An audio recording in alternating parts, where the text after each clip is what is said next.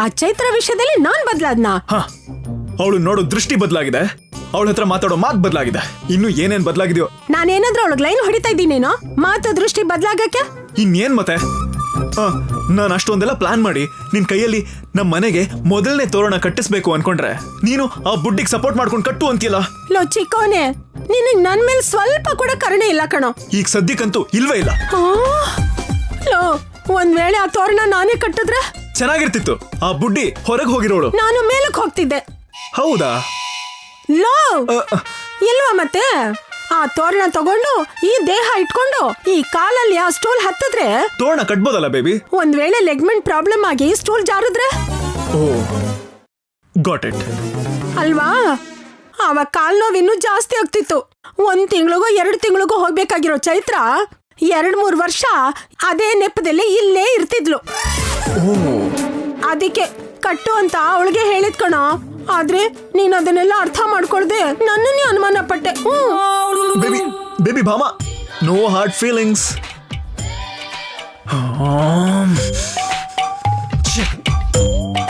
ಆ ಬುದ್ಧಿನ ಎಷ್ಟೇ ತಡಿಬೇಕು ಅನ್ಕೊಂಡ್ರು ತಡಿಯಕ್ಕೆ ಆಗ್ತಿಲ್ವೇ?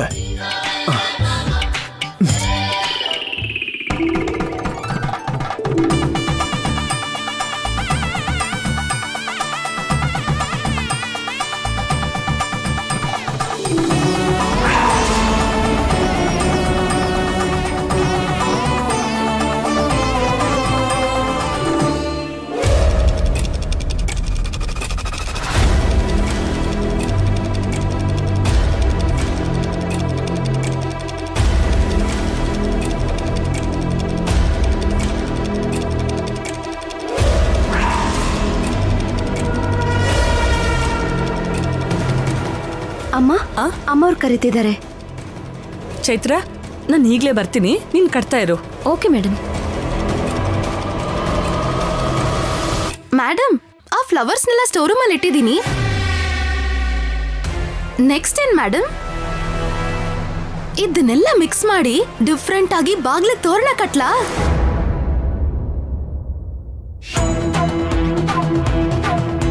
ನಿನ್ಗೆ ಹೂಗಳಲ್ಲಿ ತೋರಣಕ್ಕೆ ಯಾವ್ದು ಇಷ್ಟ ಆಗ್ತಿತ್ತು?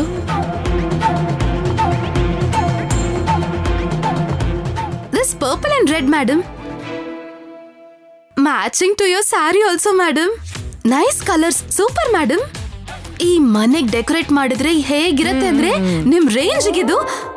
ಮತ್ತೆ ಆ ಸೇವಂತಿಗೆ ಹೂ ತುಂಬಾ ಚೀಪ್ ಆಗಿ ಕಾಣಿಸ್ತಿದೆ ಮೇಡಮ್. ಅಷ್ಟಕ್ಕೂ ಇಷ್ಟು ದೊಡ್ಡ ಮನೆಗೆ ಎಷ್ಟು ಕಾಸ್ಟ್ಲಿ ಫ್ಲವರ್ಸ್ ಇಂದ ಡೆಕೋರೇಟ್ ಮಾಡ್ಬೇಕು? ನಾನ್ ಅನ್ಕೊಂಡಿದ್ದ ಹಾಗೆ ಹೇಳ್ದೆ. I like it. ಅಬ್ಬಾ, ಯಾವಾಗ್ಲೂ ಕೋಪ ಮಾಡ್ಕೊಳ್ಳೋ ಇವ್ರ ಹತ್ರನೂ ಕ್ರೆಡಿಟ್ ತಗೊಂಡೆ.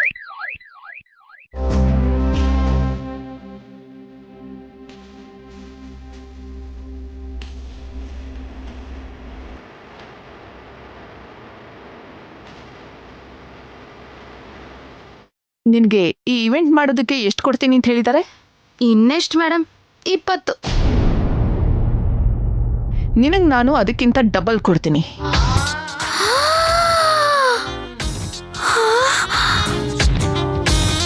ಮೇಡಮ್, ತುಂಬಾ ಥ್ಯಾಂಕ್ಸ್ ಮೇಡಮ್. ಆದ್ರೆ ನಾನ್ ಹೇಳೋ ಒಂದು ಚಿಕ್ಕ ಕೆಲಸ ಮಾಡ್ಬೇಕು. ಹೇಳಿ ಮೇಡಮ್, ನಿಮಿಷದಲ್ಲೇ ಮಾಡಿ ಮುಗಿಸ್ತೀನಿ. ಅಲ್ಲಿ ತೋರಣ ಕಟ್ತಾ ಇರುವಂತ ಆ ಹುಡುಗಿನ ಸ್ಟೂಲ್ ಎಳ್ದು ಕೆಳಗಡೆ ಬೀಳಿಸ್ಬೇಕು.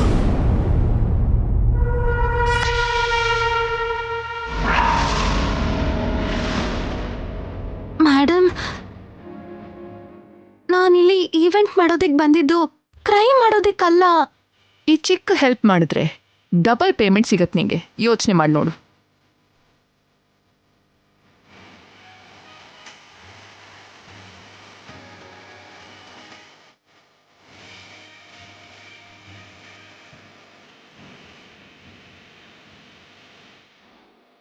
ಆ ಸ್ಟೂಲ್ ಮೇಲಿಂದ ಬೀಳ್ಸಿದ್ರೆ ಪ್ರಾಣ ಏನ್ ಹೋಗಲ್ಲ.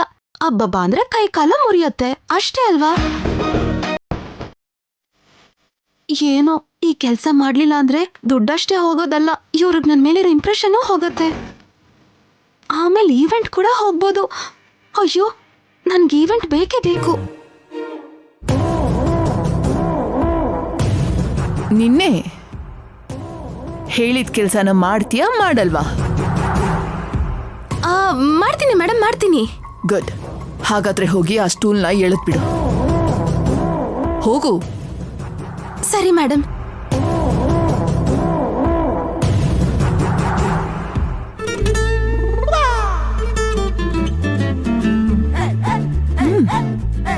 ಮಾಡು ಬೇಗ.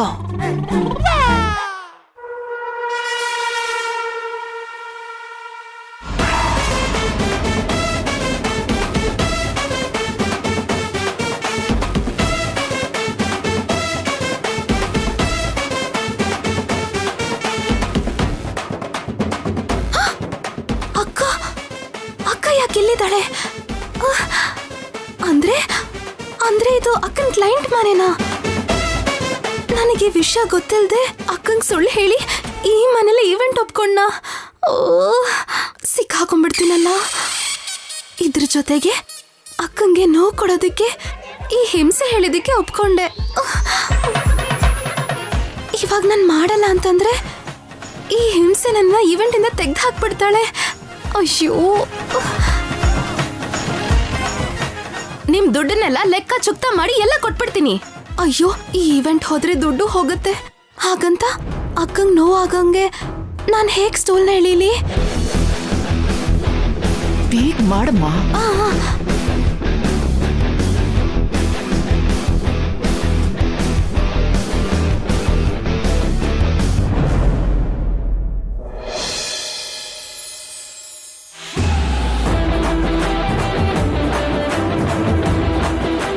ಇವರು ಆನಂದ್ ಅವರಲ್ವಾ?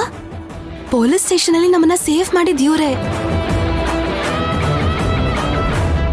ಅವರು ನಮ್ಮ ಅಕ್ಕಂಗ್ ಹತ್ರ ಬರುವಾಗ ಅಕ್ಕನ್ ತಳ್ಳಿದ್ರೆ ಖಂಡಿತವಾಗ್ಲೂ ಅವ್ರ ಅಕ್ಕನ ಹಿಡ್ಕೋತಾರೆ.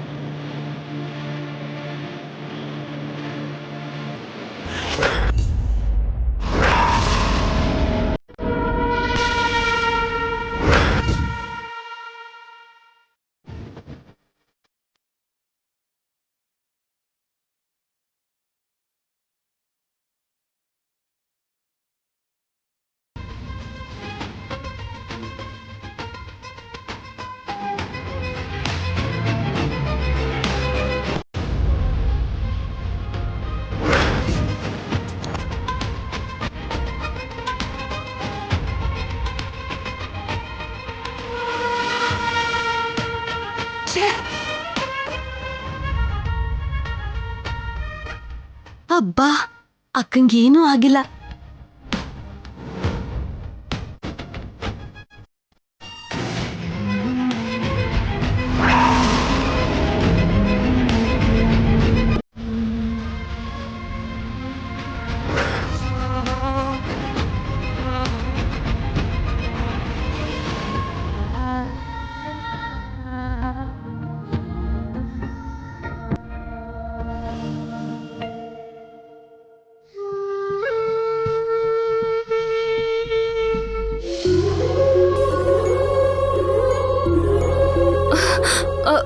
Anand sir, sorry sir. ಏನಾದರೂ ಏಟಾಯ್ತಾ? ಏನೂ ಆಗಿಲ್ಲ, ಆದ್ರೆ ನಿಮಗ್ ತೊಂದರೆ ಕೊಟ್ಟೆ. I am so sorry. ಹಾಗೆ ನಾನು ಕೆಳಗ್ ಬೀಳ್ದಾಗೆ ನನ್ನ ಕಾಪಾಡಿದ್ರಿ. Thank you so much.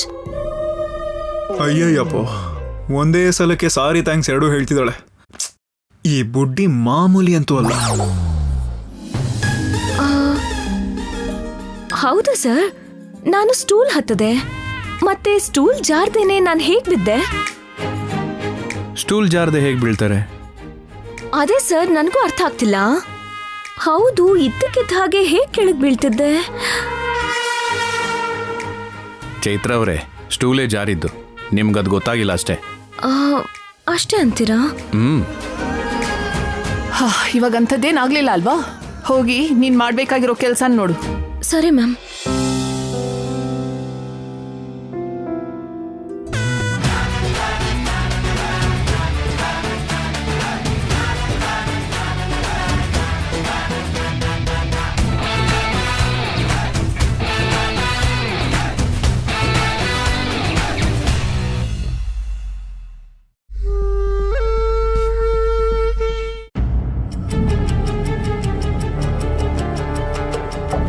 ಈ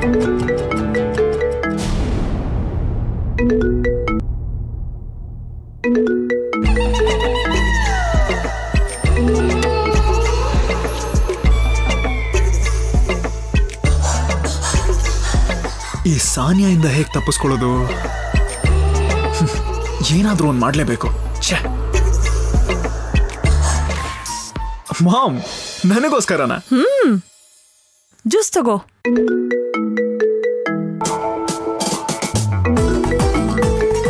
ಇದ್ಯಾವ್ದು ಹಿಂಗ್ ತಗೊಳಕೊಂಡಿದೆ ನನಗೆ? ಬರೀ ಡೇಟ್ಗೆ ಅಂತ ಕಮಿಟ್ ಆದ್ರೆ ಇವಳು ತುಂಬಾ ಅತಿಯಾಗಿ ಆಡ್ತಿದ್ದಾಳೆ.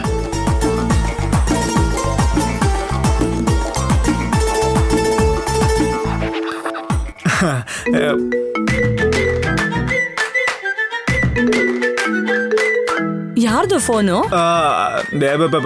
ಈ ಹುಚ್ ಫ್ಯಾನ್ಗಳು ಇರ್ತಾರಲ್ಲಮ್ಮ, ತಲೆ ಕೆಡ್ಸ್ಕೊಬೇಡ.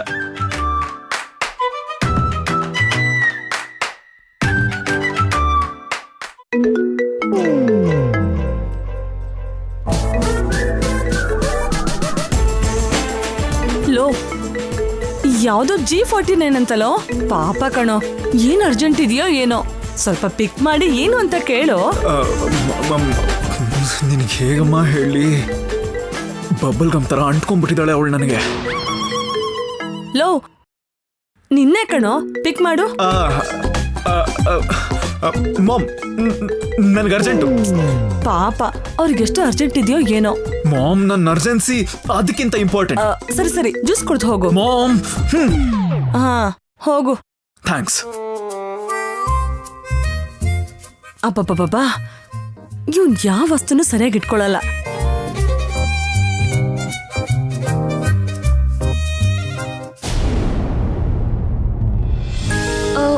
ಮೇಡಮ್, ಎಲ್ಲಿದ್ದೀರಾ? ಬಾಮ್ಮ ಚೈತ್ರ, ನನ್ನನ್ನೇ ಹುಡುಕ್ತಾ ಇದ್ಯಾ? ಹೌದು ಮೇಡಮ್, ಅದೇ ಲೇಖಾ ಎಂಗೇಜ್ಮೆಂಟ್ಗೆ ಮ್ಯಾಚಿಂಗ್ ಫುಟ್ವೇರ್ಸ್ ಎಲ್ಲ ಸೆಲೆಕ್ಟ್ ಮಾಡ್ತಾ ಇದ್ರು. ನಿಮ್ಮನ್ನ ಒಂದ್ಸರಿ ಬರಕ್ ಹೇಳ್ತಿದ್ದಾರೆ.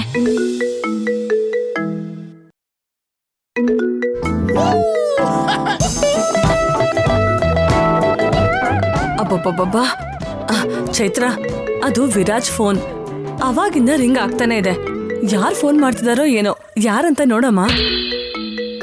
ಮೇಡಮ್, ಅದು ವಿರಾಜ್ ಅವ್ರ ಫೋನ್ ಅಲ್ವಾ? ಏನಾಗಲ್ಲಮ್ಮ, ಅವಾಗಿಂದ ಕಾಲ್ ಬರ್ತಾನೆ ಇದೆ. ಪಾಪ, ಏನ್ ಅರ್ಜೆಂಟ್ ಇದೆಯೋ ಏನೋ, ಪಿಕ್ ಮಾಡಮ್ಮ.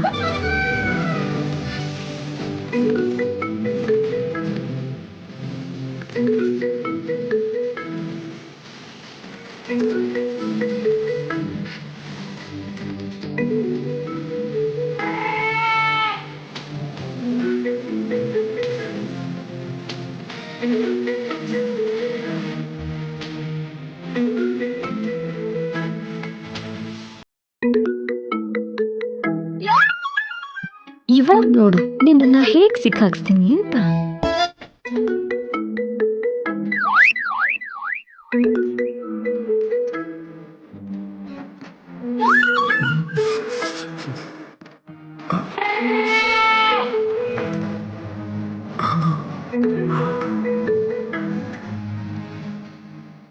ಹಲೋ ವಿರಾಜ್,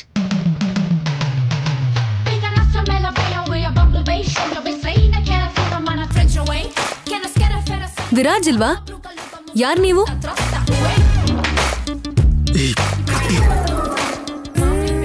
ಹಲೋ, ನಿಮ್ನೆ ಕೇಳ್ತಿರೋದು. ಯಾರ್ ನೀವು? ವಿರಾಜ್ ಇಲ್ವಾ?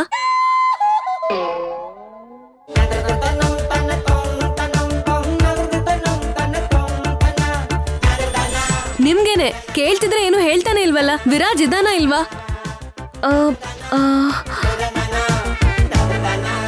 ಮನೇಲೇ ಇದ್ದಾರೆ ಮೇಡಮ್.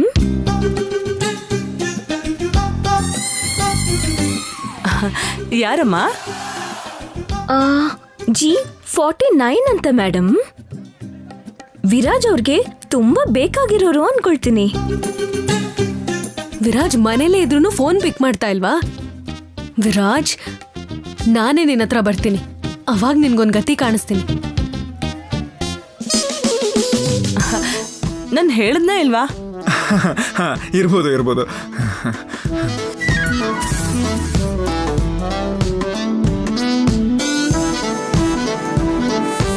G49 ಅಂದ್ರೆ ಗರ್ಲ್ ಫ್ರೆಂಡ್ ನಂಬರ್ 49 ಹಾಫ್ ಸೆಂಚುರಿಗೆ ಹತ್ತತ್ರ ಇರೋ ಹಾಗಿದೆ ಸರ್. ನೀನ್ ಹತ್ರ ಓವರ್ ಆಕ್ಟಿಂಗ್ ಎಲ್ಲ ಮಾಡಬೇಡ. ನಂಬರ್ ನಿಂದೆ.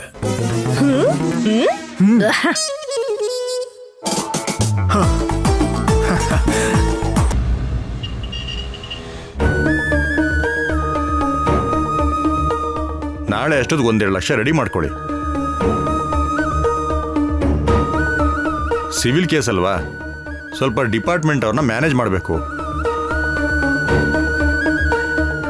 ನಮ್ಮ ಆಪೋಸಿಟ್ ಅವರಷ್ಟು ಇಲ್ಲದೆ ಇದ್ರು ಅಷ್ಟೋ ಇಷ್ಟೋ ಖರ್ಚು ಮಾಡಿದ್ರೇನೆ ಎಲ್ಲರೂ ನಮ್ಮ ಕಡೆ ಇರ್ತಾರಮ್ಮ.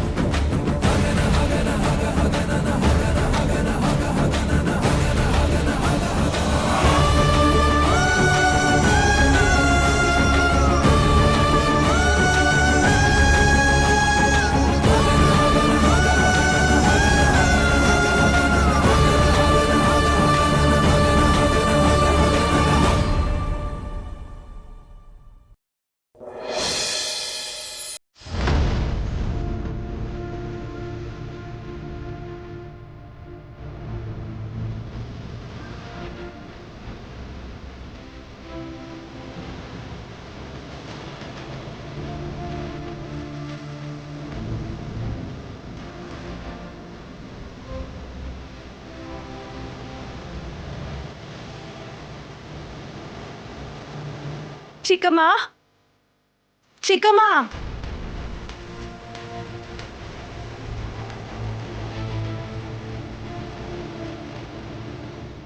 ಏನ್ ಸೀತಾರತ್ನ? ಅದೇ ಲಾಯರ್ ಅವ್ರಿಗೆ 2 ಲಕ್ಷ ಕೊಡ್ಬೇಕಲ್ಲ. ಹೌದು, ಇವಾಗ್ಲೇ ಬೇಕು ಅಂದ್ರೆ ಹೇಗ್ ಕೊಡ್ತೀಯಾ? ಅವ್ರಿಗೆ ಫೋನ್ ಮಾಡಿ ಸ್ವಲ್ಪ ಸಮಯ ತಗೊಳ್ಳೋಣ. ಬೇಡ ಚಿಕ್ಕಮ್ಮ, ಹಾಗಾದ್ರೆ ಕೇಸ್ಗೆ ತಡ ಆಗತ್ತೆ. ಮತ್ತೆ ಈಗಿಂದ ಈಗಲೇ 2 ಲಕ್ಷ ಅಂದ್ರೆ ಎಲ್ಲಿಂದ ತರ್ತೀಯಾ? ಇದನ್ ಮಾರಿ ತಗೊಂಡ್ ಬನ್ನಿ ಚಿಕ್ಕಮ್ಮ.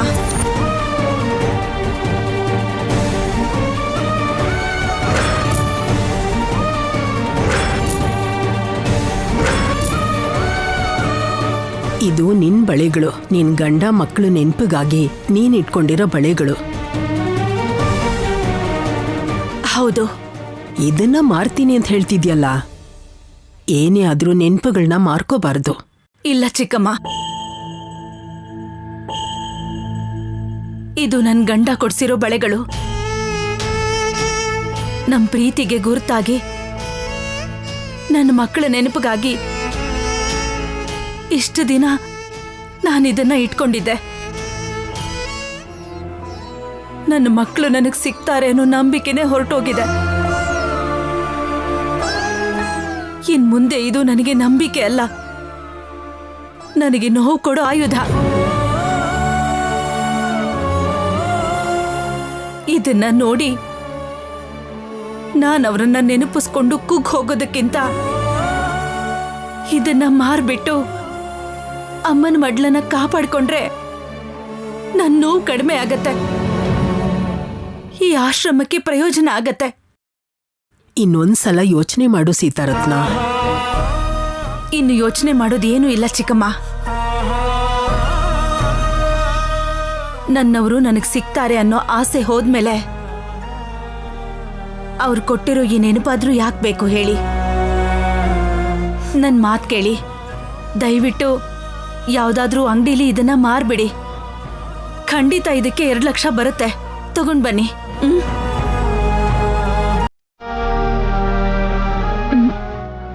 ಹೊರಡಿ ಚಿಕ್ಕಮ್ಮ. ಸರಿ, ನಿನ್ನಿಷ್ಟ.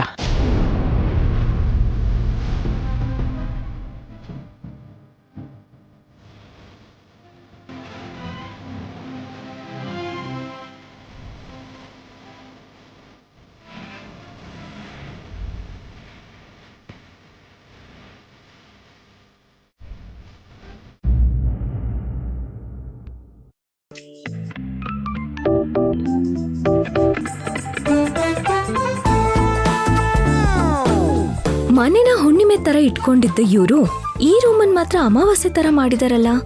ಚಂಡ್ ಹೂವ ತರಕ್ ಹೇಳಿದ್ದಾರೆ. ಎಲ್ಲಿದ್ಯೋ ಏನೋ.